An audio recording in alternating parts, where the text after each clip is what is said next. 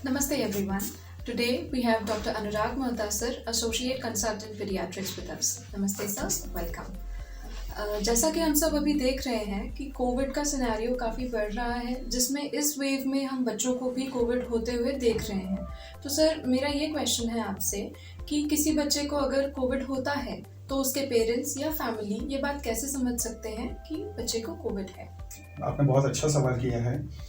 इसमें हमें ये समझना होगा कि घर में अगर किसी भी मेंबर को कोविड अगर है, पॉजिटिव आया हुआ है, जो नोन केस है, अगर उसके कांटेक्ट के अंदर में फीवर किसी बच्चे को आ रहा है तो उसके अंदर में सबसे पहली संभावना कोविड की ही रहती है।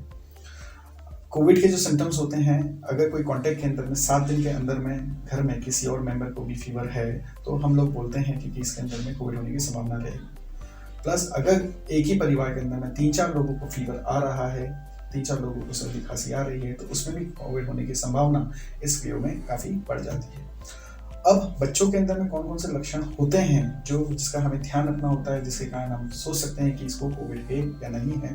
तो अलग अलग एज ग्रुप में अलग अलग सिम्टम्स आ रहे हैं। जैसे 5 से 15 साल के बीच में बच्चे को सबसे मुख्य सिम्टम्स हेडेक, बॉडी एक, गले में दर्द होना, खांसी होना और फीवर जो हम देख रहे हैं इस वेव के अंदर में 103, 104 के भी फीवर आ रहे हैं, जो पेरेंट्स के लिए काफ़ी चिंताजनक बन जाता है। लेकिन घर में हमेशा पैरासिटामोल रखेंगे, पैरासिटामोल देंगे तो उसको बच्चे रिस्पॉन्ड करते हैं और फीवर से कम हो जाता है। प्लस जो छोटे बच्चे होते हैं उनके अंदर में फीवर कम रहता है, लेकिन सर्दी खांसी, लूज मोशंस, वॉमिटिंग, ये उनके अंदर मुख्य सिम्टम्स होते हैं।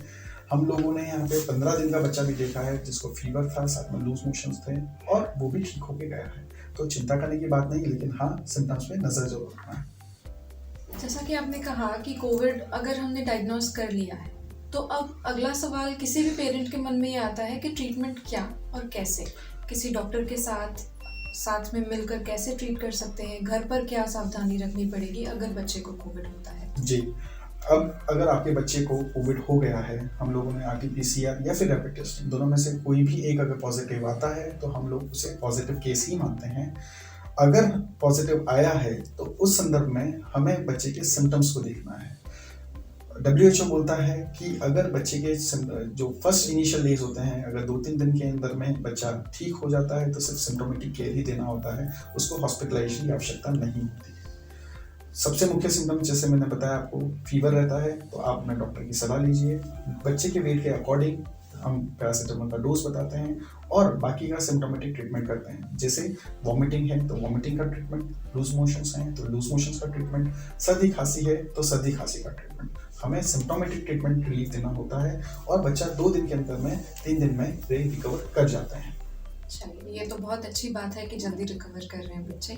एक चीज़ मैं ये जानना चाह रही थी कि अगर ये 2-3 दिन में रिकवरी नहीं होती है, या ऐसे क्या अलार्मिंग साइंस या सिम्टम्स हमें बच्चों में मिल सकते हैं जिससे हमें ये पता चले कि अब इन्हें इमरजेंसी केयर या हॉस्पिटल केयर की ज़रूरत है। जी, अगर बच्चे का फीवर 2 से 3 दिन में ठीक नहीं हो रहा है, या बच्चे को जो फीवर आ रहा है हाई ग्रेड का आ रहा है, 103, 104 का स्पाइक्स, और पैरासिटामोल देने के बाद भी फीवर टूट नहीं रहा है, तो ये एक अलार्मिंग सिचुएशन होगी हमारे लिए। प्लस बच्चे की छाती पे नजर बनाए रखेंगे, क्या बच्चे को सांस लेने में दिक्कत हो रही है, बच्चे को फ्रिक्वेंट वॉमिटिंग हो रही है, फ्रिक्वेंट लूज मोशंस हो रहे हैं, या बच्चे का ओरल इंटेक खास तौर पे जिसमें पानी है, अगर वो भी नहीं ले पा रहा है तो आपको डॉक्टर को सलाह लेकर आपको तुरंत हॉस्पिटल में ले जाना चाहिए।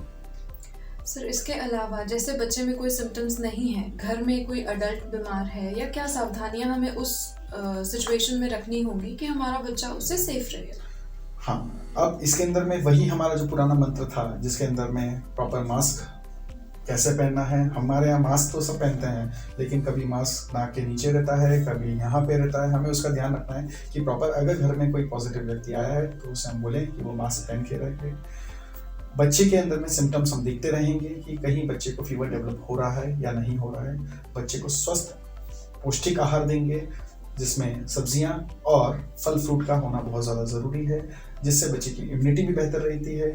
जो मार्केट के अंदर बहुत सारे हेल्थ ड्रिंक्स अवेलेबल हैं, बहुत सारे टॉनिक्स अवेलेबल हैं, उन सब की आवश्यकता नहीं होती है अगर बच्चा अच्छे से घर का बना हुआ खाना खाता है। तो हमें साफ सफाई का ध्यान देना है, जो व्यक्ति कोविड आया है उसे दूर रखना है। लेकिन हाँ, जैसे अगर मम्मी पापा ही पॉजिटिव आ गए हैं और बच्चा छोटा है, तो उसकी केयर करने के लिए, बच्चे की केयर करने के लिए हम किसी और के पास में नहीं भेज सकते हैं, तो पेरेंट्स को इन्वॉल्व होना ही पड़ता है। उसमें हम एक्सपोजर को डिनाई नहीं कर सकते हैं, लेकिन सिम्टम्स हमें देखते रहना है। अगर बच्चे में सिम्टम्स आते हैं तो उसकी जांच करके डॉक्टर की सलाह से तुरंत ट्रीटमेंट शुरू कीजिए। सर, एक और सवाल जो छोटे बच्चों के पेरेंट्स अक्सर पूछते हैं उनके वैक्सीनेशन से रिलेटेड। अब कोविड वैक्सीनेशंस भी स्टार्ट हो रहे हैं, तो आप कुछ routine vaccinations plus Covid vaccination के बारे में बताइए। जो कोविड की वैक्सीनेशन है, हमें गवर्नमेंट की जो गाइडलाइंस हैं, जो अभी आज की तारीख में 15 से 18 साल के बीच में दे रहे हैं, तो हमें बिल्कुल लेना चाहिए।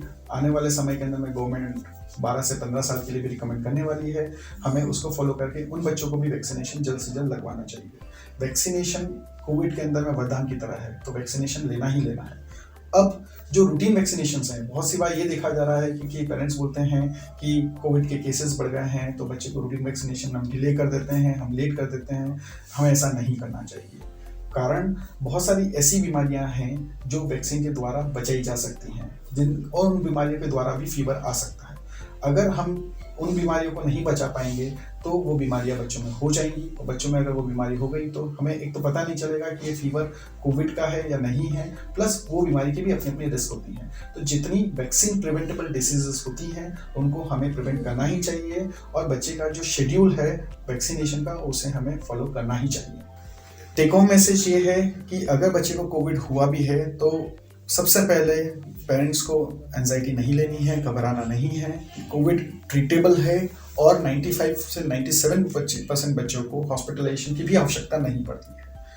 सिंपल ट्रीटमेंट जिसके अंदर में मेडिसिन, नॉर्मल सर्दी खांसी का, लूज मोशंस हो गए तो लूज मोशन का ट्रीटमेंट, अगर वॉमिटिंग हो रही है तो वॉमिटिंग का ट्रीटमेंट, और फीवर आ रहा है तो फीवर का ट्रीटमेंट। ये देखे ही 95 to 97% बच्चों के अंदर में रिकवरी हो जाती है। एक चीज का सबसे ज्यादा विशेष तौर पे ध्यान देना है, वो है पानी।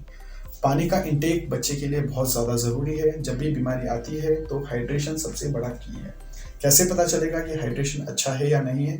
ये हमें पता चलता है बच्चे की यूरिन से। अगर बच्चा यूरिन अच्छे से पास कर रहा है तो उसका मतलब हाइड्रेशन अच्छा है। पानी एक बहुत बड़ा वरदान है हमारे लिए, तो हमें बच्चे को हाइड्रेशन के लिए एनकरेज करना चाहिए। जैसा सभी बीमारियों में हम कहते हैं, बच्चे को पौष्टिक आहार देना है। जो मार्केट में हेल्थ ड्रिंक्स अवेलेबल हैं, इन सब की आवश्यकता नहीं है, तो महंगे प्रोडक्ट्स पे अपना पैसा बर्बाद न करें। आप प्रॉपर खाने पे ध्यान दीजिए, जिसके अंदर में प्रॉपर फ्रूट्स हो, ग्रीन लीफी वेजिटेबल्स हो, घर के अंदर में जो हमारा घर का बना हुआ खाना है वही दिया जाए तो बच्चे के लिए काफ़ी होता है। फीवर आता है तो घर में हमेशा पैरासीटामोल हैंडी रखिए, क्योंकि पैरासीटामोल से काफ़ी आपका बच्चे का जो फीवर है वो उतर जाएगा, तो आप लोग भी पैनिक मोड में नहीं रहेंगे। ठीक है, all right. Thank you so much, sir. Thank you so much, everyone. Stay safe, stay healthy. Thank you.